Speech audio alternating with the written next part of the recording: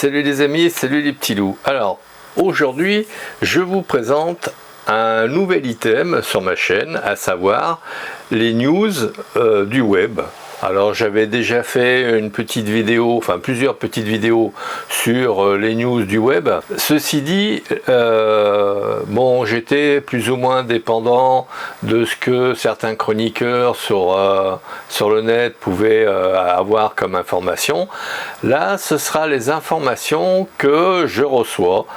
Parce que je me suis aperçu qu'à un moment donné, je virais pas mal de mails qui m'annonçaient des trucs du style Atomos, qui me dit qu'il y a une mise à jour de leur système pour le Sony A7S III, par exemple. Bon, comme je n'ai pas de Sony, bah, je virais tranquillou. Et je me suis dit, mais ça peut intéresser du monde. Tout le monde n'a pas forcément la tonne de mails que je reçois personnellement en tant qu'utilisateur privilégié de photos. Donc cette première avec un logo très spécifique, donc à chaque fois que vous verrez ce logo, ce sera sur les news, sur des trucs que je reçois, par exemple des XO, ça vient pas de sortir, mais il y a une mise à jour de leur système à prix réduit par exemple. Donc si ça vous intéresse, eh bien n'hésitez pas à suivre ce petit logo. Alors, on va commencer par des nouvelles de chez Apple. Apple nous sort deux watch, deux nouvelles watch.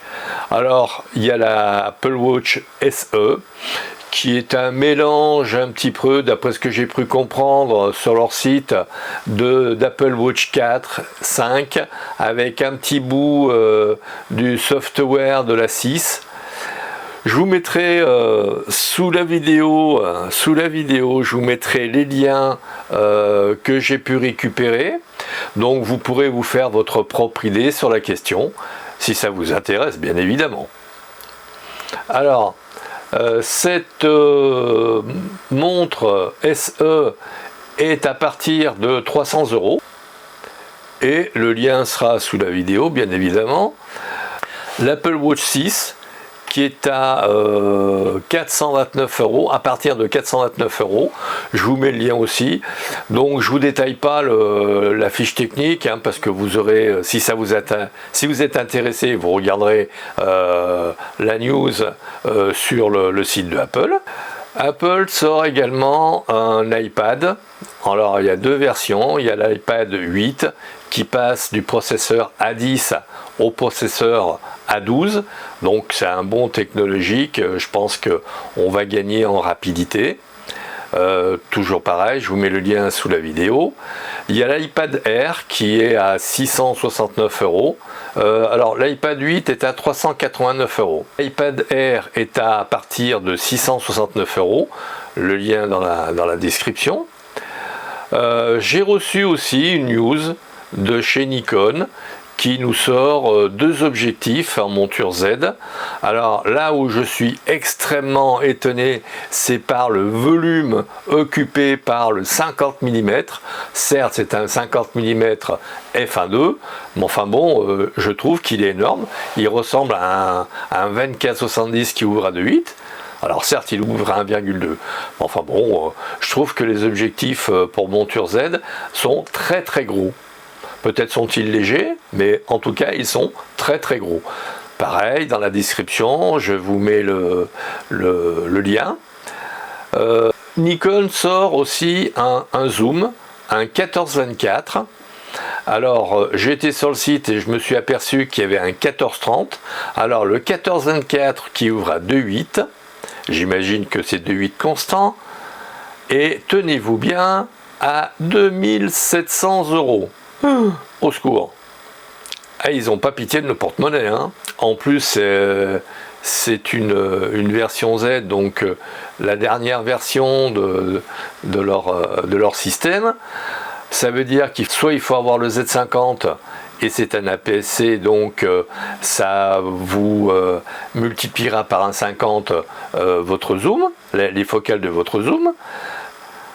Soit on a un Z6 ou un Z7, voire un Z5, qui sont pas donnés, qui sont à plus de 2000 balles.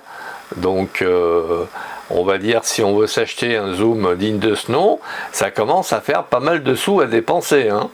Alors dans le même style, j'ai trouvé sur le site de Nikon un Nikon 1430 qui ouvre seulement K4, mais bon, compte tenu de la souplesse des capteurs et de la puissance de calcul des logiciels embarqués qui vous font des trucs vraiment extraordinaires, est-ce que le 2.8 est indispensable de nos jours?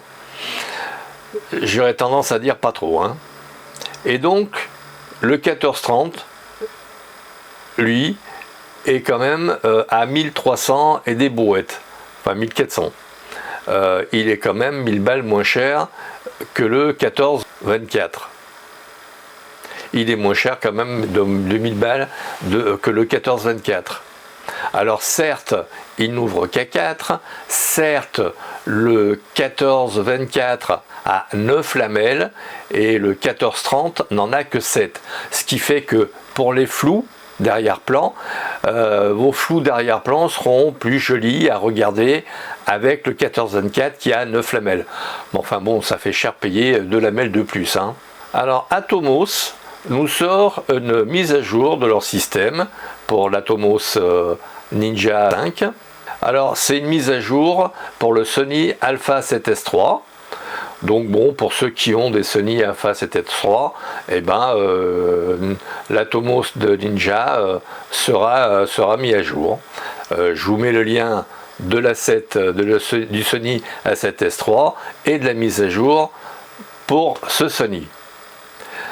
Dans le même esprit, DxO m'a envoyé un petit mail me disant qu'il y a une mise à jour possible des Nik Collection.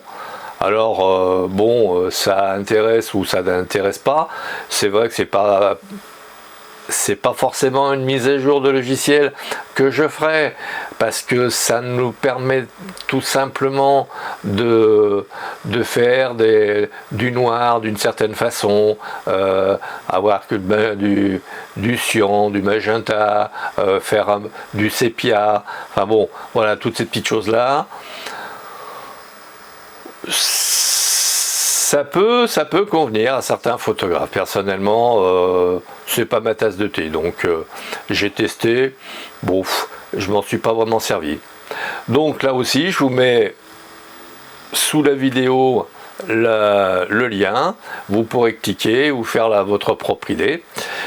Voilà les amis, je me ferai pas beaucoup plus long parce que ça fait déjà pas mal de mails que j'ai reçus et que je mettais directement à la poubelle parce que je ne suis pas intéressé. Et ces mails là peuvent effectivement vous intéresser, donc je me suis dit faisons un item à la chaîne, les news du web, ça peut peut-être intéresser du monde. À vous de me dire dans les observations si tel est le cas. Bien évidemment, vous likez, vous partagez, vous vous abonnez et vous faites abonner, bien évidemment, comme d'habitude. Je vous le dirai pas trop souvent, mais bon, voilà, si vous pouvez faire abonner, ce n'en est que mieux. Voilà les amis, bah écoutez, je vous laisse, je vous dis à très vite et puis merci pour votre écoute.